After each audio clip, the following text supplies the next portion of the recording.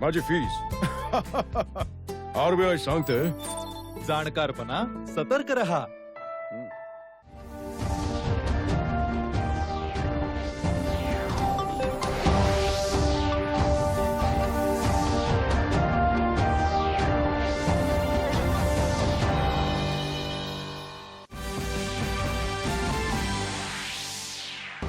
दिवाळी सणानिमित्त अयोध्या इथे शरयू नदी तीरावर दीपोत्सव साजरा. सुमारे 15 लाख दीप प्रज्वलित.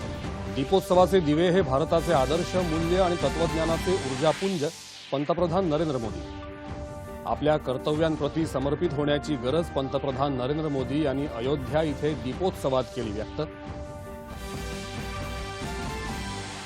दिवाळीचा प्रकाश आपल्या आतील आणि बाहेरील अज्ञानाचं तिमिर दूर करणारा तेजोमय प्रकाश आहे, अशा शब्दात राष्ट्रपतींनी जनतेला दिल्या शुभेच्छा.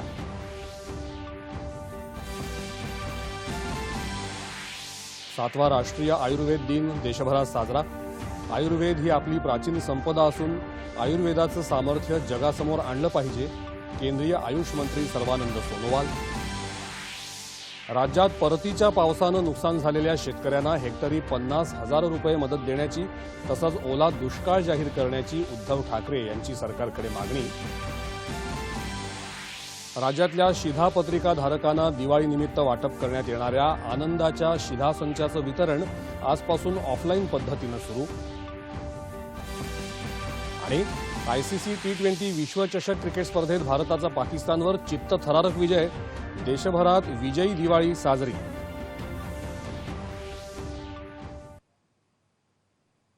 नमस्कार. 9:30च्या बातमीपत्रात मी आशुतोष सावे आपलं स्वागत करतो. पाहुयात बातम्या विस्तारानं. अयोध्येत शरयू नदी तीरावर पंतप्रधान नरेंद्र मोदी यांच्या उपस्थितीत आज दीपोत्सव साजरा करण्यात आला. यावेळी तब्बल 15 लाख दिवे प्रज्वलित करण्यात आले. दीपोत्सवाचं हे 6वं वर्ष आहे. यावेळी म्युझिकल लेझर शो तसंच 3D होलिग्राफिक प्रोजेक्शन मॅपिंग शो सुद्धा झाला.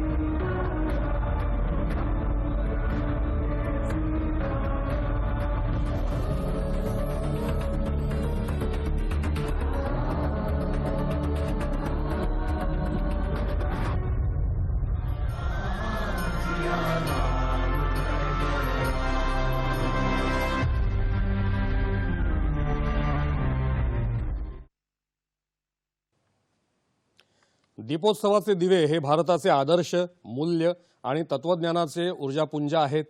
प्रभू श्रीराम हे अवघ्या विश्वासाठी प्रकाशदायी आहेत. हा प्रकाश दया, करुणा आणि मानवतेचा, समभावाचा तसंच सर्वांसह सर्वांना घेऊन वाटचाल करण्याचा हा प्रकाश आहे, असं पंतप्रधानांनी दीपोत्सव कार्यक्रमाचा प्रारंभ करताना सांगितलं.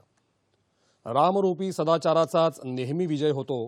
रावणरूपी दुराचाराचा विजय कदापि होत नाही, असं पंतप्रधान म्हणाले.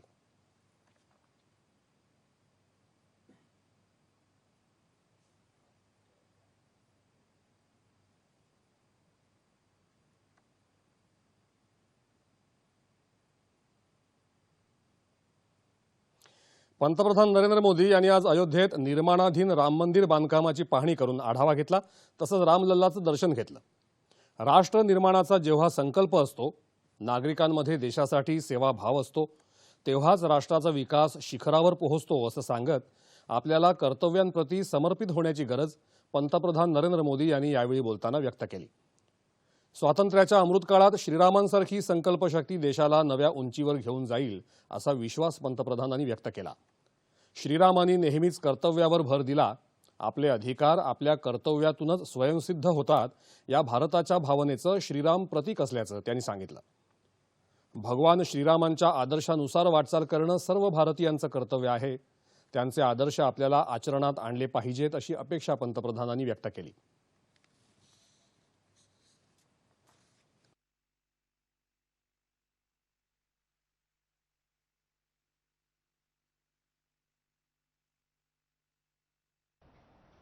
आज अयोध्या नगरी में दीपोत्सव के इस पावन अवसर पर हमें अपने इस संकल्प को दोहराना है। श्री राम से जितना सीख सके सीखना है। भगवान राम मर्यादा पुरुषोत्तम कहे जाते हैं। मर्यादा मान रखना भी सिखाती है और मान देना भी सिखाती है। और मर्यादा जिस बोध की आग्रही होती है वो बोध कर्तव्य ही है। हमारे धर्म ग्रंथों में कहा गया है, रामो विग्रहवान धर्मः, अर्थात राम साक्षात धर्म के यानी कर्तव्य के सजीव स्वरूप है। भगवान राम जब जिस भूमिका में रहे उन्होंने कर्तव्यों पर सबसे ज्यादा बल दिया। देशातल्या तीर्थक्षेत्रांच्या विकासाचा संकल्प सरकारने घेतला असून राम मंदिर, काशी विश्वनाथ धाम पासून ते केदारनाथ आणि महाकाल लोक या उपेक्षित स्थानांचा गौरव पुन्हा प्राप्त करून दिला आहे असंही ते म्हणाले। स्वातंत्र्याच्या अमृतकाळात गुलामीच्या मानसिकतेतून मुक्त होण्याचं आवाहन आपण केलं आहे। ही प्रेरणाही प्रभू श्रीरामांपासून मिळाल्याचं पंतप्रधानांनी सांगितलं। यानंतर पंतप्रधानांनी श्रीरामांचा राज्याभिषेक केला तसंच शरयू नदी तीरावर पूजा केली।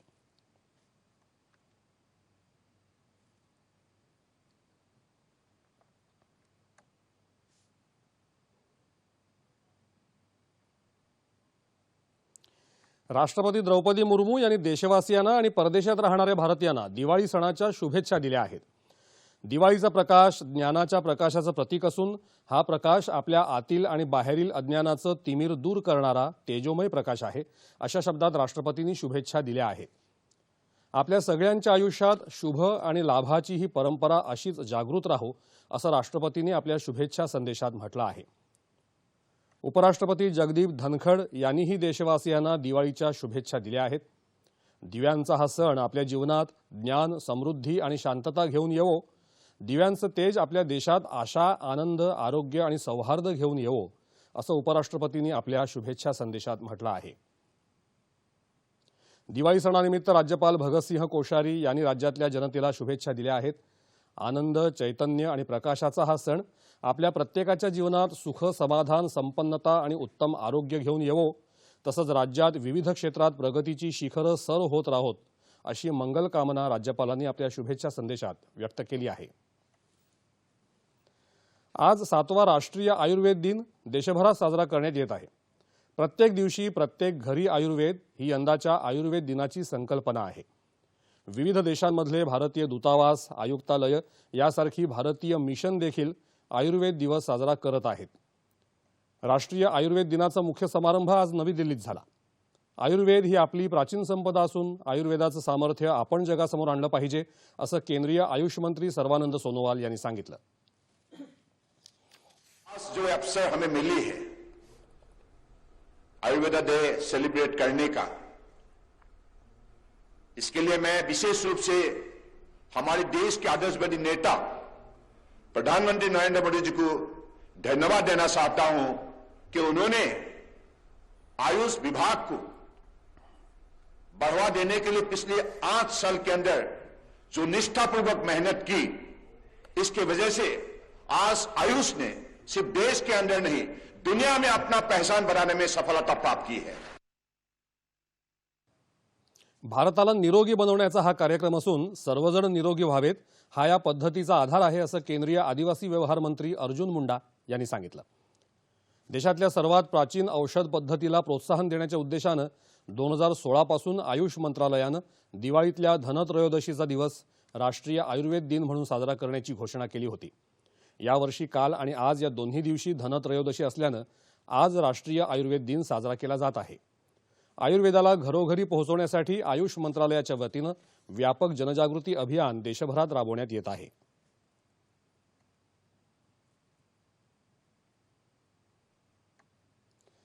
दक्षिण मध्य क्षेत्र सांस्कृतिक केंद्र आणि जनार्दन स्वामी योगाभ्यासी मंडळाच्या वतीनं आज नागपुरात दिवाळीनिमित्त नादब्रह्म अंतर्गत भक्तिरंग या दिवाळी पहाट कार्यक्रमाचं आयोजन केलं होतं.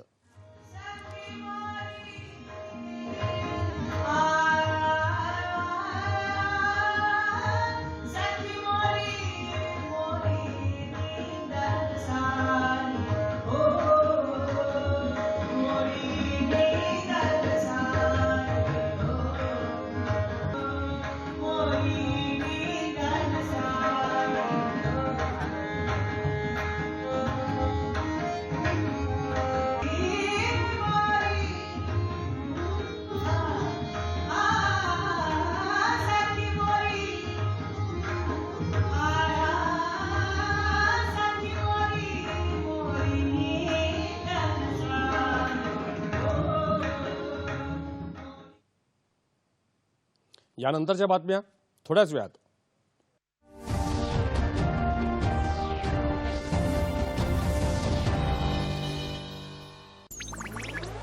डिजिटल बँकिंगचा काळ आला. टाइम वाचवू चला. डिजिटल बँकिंग सोपं आहे. भरा तुम्हाला हवे ते पैसे. कधीही कुठेही सेफ आहे, फास्ट आहे. प्रत्येक पेमेंट बोटांवर सेट आहे. देण्या घेण्याचे आहेत ऑप्शन्स किती. IMPS, NEFT, UPI 24 तास करतात हे काम. पेमेंट सोपं आणि मिळतो आराम. RBI सांगते आहे, जाणकार बना, सतर्क रहा. उत्सव तेजोमय प्रकाशाचा, संकल्प समृद्धीचा. नमस्कार. आपल्या सर्वांना पर्यावरण स्नेही दीपावलीच्या खूप खूप शुभेच्छा देतो. दीपावलीत आपण असंख्य दिवे लावून प्रकाशाचा उत्सव साजरा करतो. घराघरात गोड पदार्थांचा फराळ केला जातो. अशी ही दीपावली म्हणजे आनंदाची पर्वणीच. चला, ही दीपावली पर्यावरणपूरक व प्रदूषणमुक्त साजरी करण्याचा संकल्प करूया आणि दीपावली उत्सवाचं निसर्गाशी असलेले नातं समृद्ध करूया. पुनश्च एकदा राज्यातील तमाम बंधू भगिनींना दीपावलीच्या व नवीन वर्षाच्या हार्दिक शुभेच्छा देतो. धन्यवाद. जय हिंद, जय महाराष्ट्र. नमस्कार. आपण लक्ष दिवे लावून दीपोत्सवाचे पर्व साजरे करतोच. दिवाळी हा वर्षातील सर्वात मोठा सण. यंदा आपण सारेच सण धूमधडाक्यात साजरे करतोय. दिवाळी सुद्धा तशीच धूमधडाक्यात झालीच पाहिजे. फक्त विनंती एवढीच की ती पर्यावरण पूरक व्हावी, प्रदूषण मुक्त व्हावी. आपल्या सर्वांना दीपावलीच्या खूप खूप शुभेच्छा. उत्सव नात्याचा, संकल्प समृद्धीचा.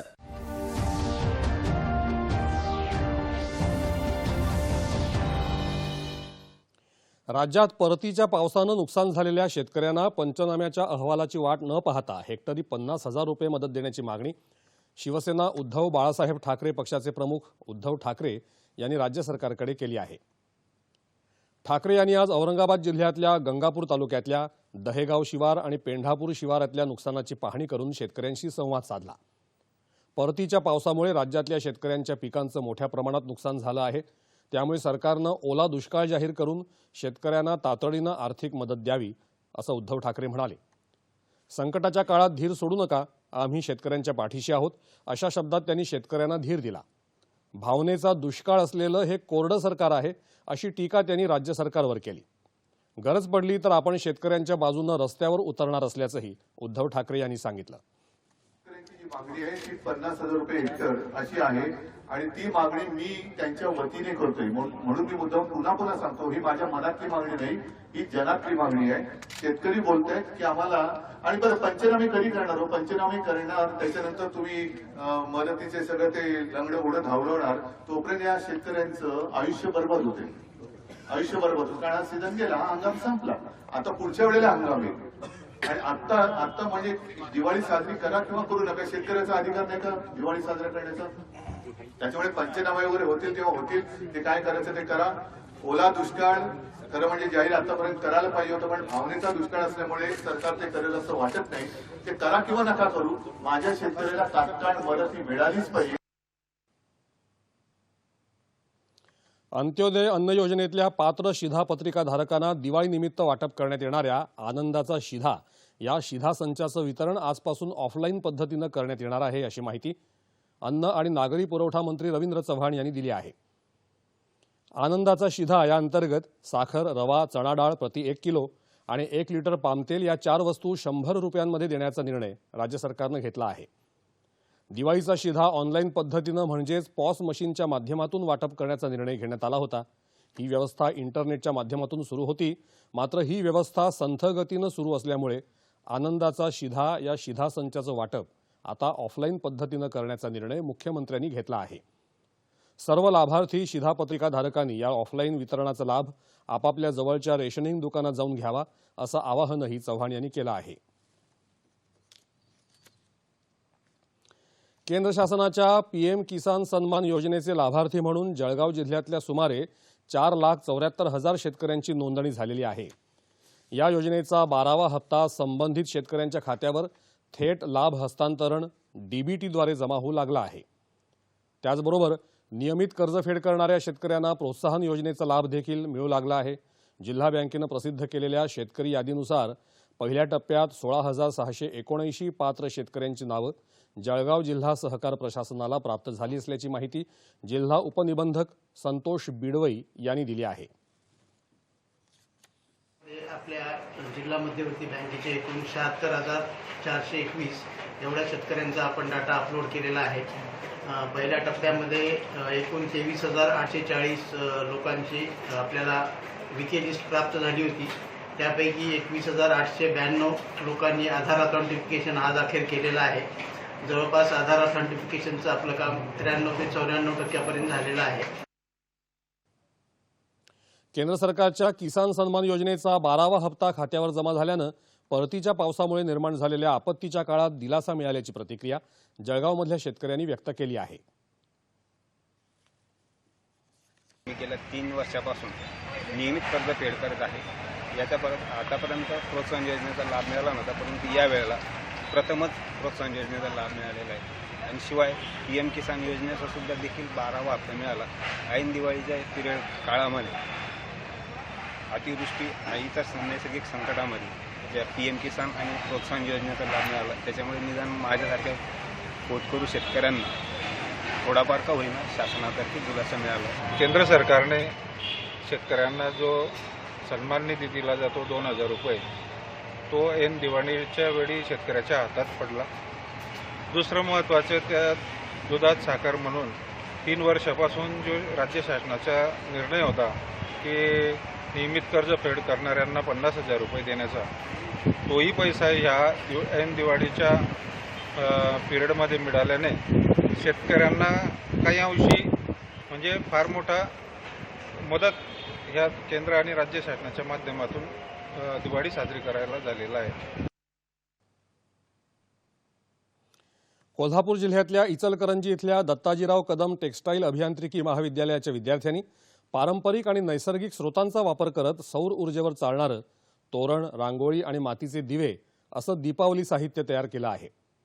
सोलरवाली दिवाळी या उपक्रमांतर्गत या विद्यार्थ्यांनी हे साहित्य बनवलं आहे. या दिव्यांना तेल, वात लागत नसून हे दिवे सौर ऊर्जेवर चालत असल्यानं विजेची आणि घरगुती साहित्याची आणि वेळेचीही सुद्धा बचत होणार आहे.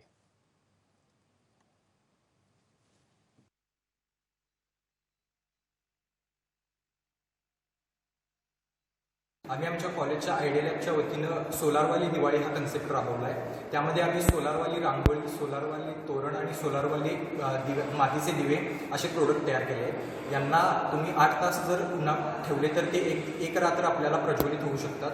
यामध्ये कुठलीही तेल, वात किंवा इलेक्ट्रिसिटी लागत नाही. सौर ऊर्जेवरील दीपावली साहित्याची विक्री बाजारपेठेत उपलब्ध करून देण्यात आली असल्याचं संस्थेचे उपाध्यक्ष प्रकाश आवाडे यांनी सांगितलं आहे.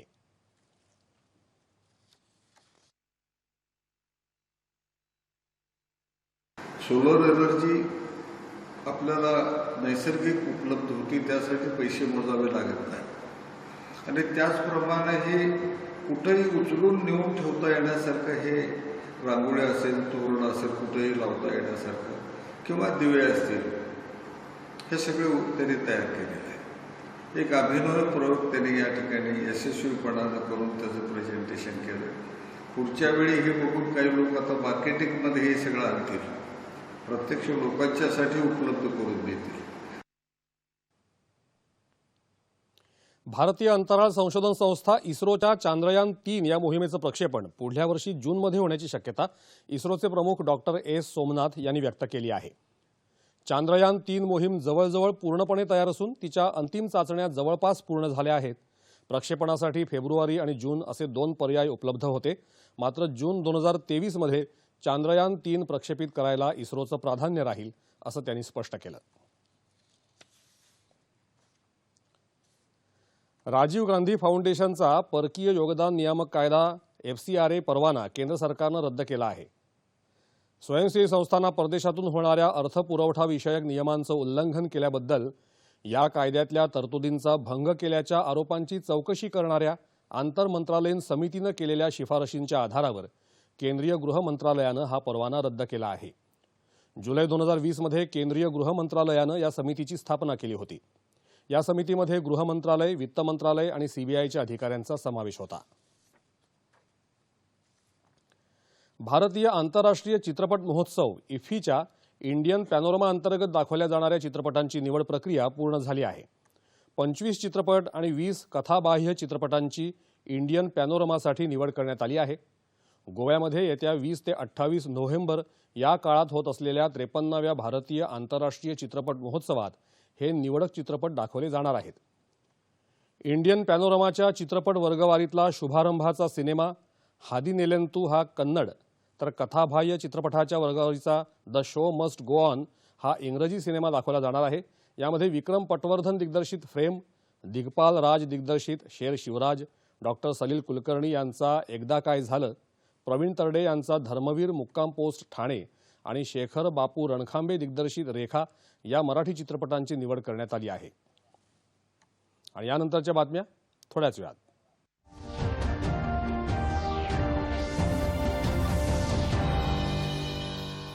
Come on boys, let's go practice. अरे थांब यार, माझ्या बँक अकाउंट मध्ये चुकीच्या एंट्रीचा प्रॉब्लेम झालाय. अरे मग बँकेकडे तक्रार कर ना. बँकेला कळून 1 महिना झाला, पण ते गुगलीवर गुगली टाकतायत. मग RBIच्या बँकिंग लोकपालांना इन्फॉर्म कर. थांब मी समजावतो. जसं क्रिकेटमध्ये थर्ड अंपायर तसे RBIचे बँकिंग ओम्बुड्समन. RBI सांगतं की जर बँकेने तुमच्या तक्रारीचं 1 महिन्याच्या आत निवारण नाही केलं तर तुम्ही RBIच्या कंप्लेंट मॅनेजमेंट सिस्टमवर ऑनलाईन तक्रार करू शकता.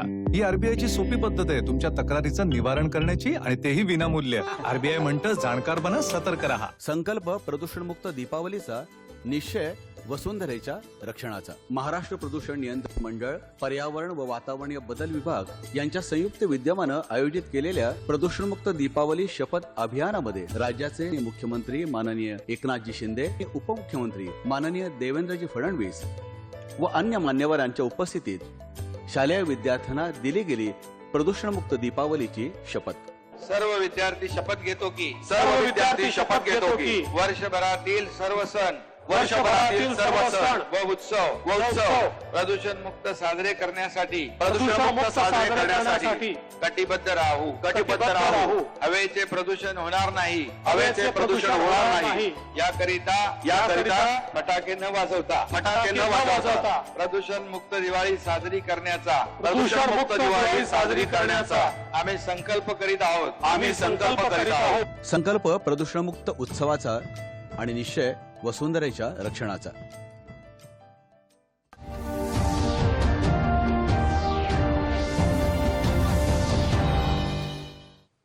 ICC विश्वचषक T20 क्रिकेट स्पर्धेत आज मेलबर्न इथं खेळल्या गेलेल्या क्षणोक्षणी उत्कंठा वाढवणाऱ्या सामन्यात भारतानं पाकिस्तानवर चित्तथरारक विजय मिळवला. शेवटच्या चेंडूपर्यंत रंगलेल्या या रोमहर्षक सामन्यात भारतानं 4 गडी राखत दणदणीत विजय मिळवला. पाकिस्ताननं प्रथम फलंदाजी करत भारतासमोर 160 धावांचं आव्हान ठेवलं होतं. या आव्हानाचा पाठलाग करताना भारताची सुरुवात काहीशी निराशाजनक झाली. सलामीला आलेले KL राहुल आणि कर्णधार रोहित शर्मा प्रत्येकी 4 धावा करून बाद झाले. सूर्यकुमार यादवही 15 धावा करून बाद झाला. भारताची 4 बाद 31 धावा अशी बिकट अवस्था झाली असताना विराट कोहली आणि हार्दिक पंड्या या जोडीनं खेळपट्टीवर टिकून राहत भारताचा धावफलक सतत हलता ठेवला. त्यामुळे भारताच्या सामना जिंकण्याच्या आशा पल्लवित झाल्या. 40 धावा करून हार्दिक पंड्या बाद झाल्यानंतर अटीतटीची स्थिती निर्माण झाली होती. भारताला जिंकण्यासाठी 3 चेंडूंमध्ये 13 धावांची गरज असताना कोहलीनं खणखणीत षटकार लगावला. हा चेंडू नोबॉल ठरल्यामुळे 3 चेंडूत 6 धावा हव्या असताना दिनेश कार्तिकही 1 धाव काढून तंबूत परतला. शेवटच्या चेंडूत 1 धावेची आवश्यकता असताना आर अश्विननं एक फटका मारून 1 धाव काढत सामना अक्षरशः खेचून आणला. प्रथम फलंदाजी करताना पाकिस्तानची ही सुरुवात अत्यंत निराशाजनक होती. सलामीचे फलंदाज झटपट बाद झाल्यानं शान मसूदच्या नाबाद 52 आणि इफ्तिकार अहमदच्या 51 धावांच्या जोरावर पाकिस्तानला 8 गडी बाद 159 धावांपर्यंत मजल मारता आली. दमदार खेळी करत भारताचा विजय खेचून आणणारा विराट कोहली सामनावीर ठरला. आज झालेल्या अटीतटीच्या आणि उत्कंठावर्धक सामन्यात भारतानं मिळवलेल्या विजयाचा जल्लोष देशभरात साजरा करण्यात आला. राज्यातल्या अनेक शहरांमध्ये घोषणाबाजी करत युवकांनी आजच दिवाळी साजरी केली.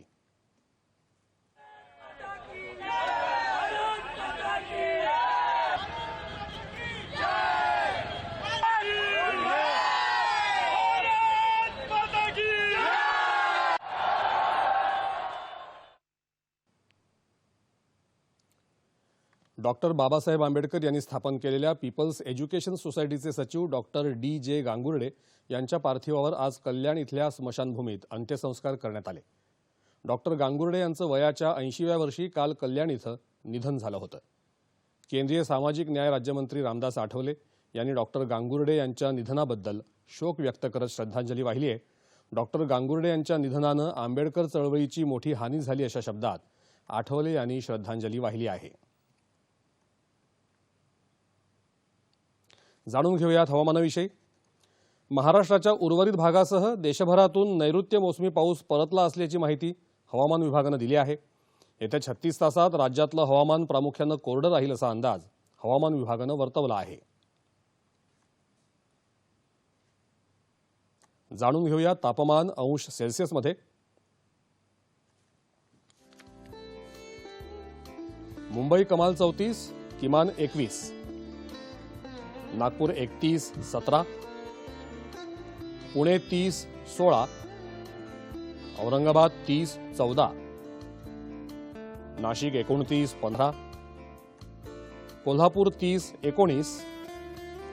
रत्नागिरी 35, 22. सोलापूर 31, 17. आणि अमरावती कमाल 32 तर किमान 16 अंश सेल्सिअस. दूरदर्शनच्या सह्याद्री वाहिनीवरील आपल्या बातम्यांचं थेट प्रसारण आपण डीडी सह्याद्री न्यूज या यूट्यूब चॅनेलवरही पाहू शकता. तसंच ताज्या बातम्या जाणून घेण्यासाठी @DD सह्याद्री न्यूज या ट्विटर आणि इंस्टाग्राम हँडलला जरूर फॉलो करा. आणि शेवटी ठळक बातम्या पुन्हा एकदा.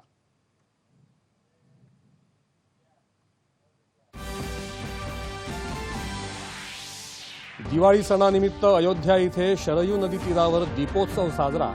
सुमारे 15 लाख दीप प्रज्वलित. दीपोत्सवाचे दिवे हे भारताचे आदर्श, मूल्य आणि तत्वज्ञानाचे ऊर्जापुंज. पंतप्रधान नरेंद्र मोदी.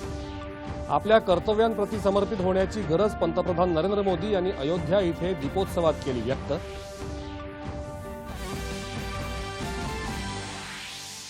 दिवाळीचा प्रकाश आपल्या आतील आणि बाहेरील अज्ञानाचं तिमिर दूर करणारा तेजोमय प्रकाश आहे अशा शब्दात राष्ट्रपतींनी जनतेला दिल्या शुभेच्छा.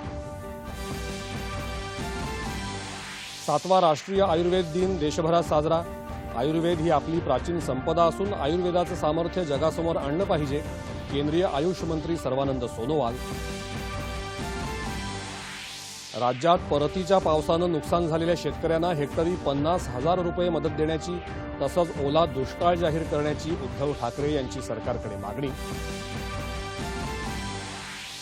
राज्यातल्या शिधापत्रिका धारकांना दिवाळीनिमित्त वाटप करण्यात येणाऱ्या आनंदाच्या शिधा संचाचं वितरण आजपासून ऑफलाईन पद्धतीनं सुरू. आणि आयसीसी T20 विश्वचषक क्रिकेट स्पर्धेत भारताचा पाकिस्तानवर चित्तथरारक विजय. देशभरात विजयी दिवाळी साजरी.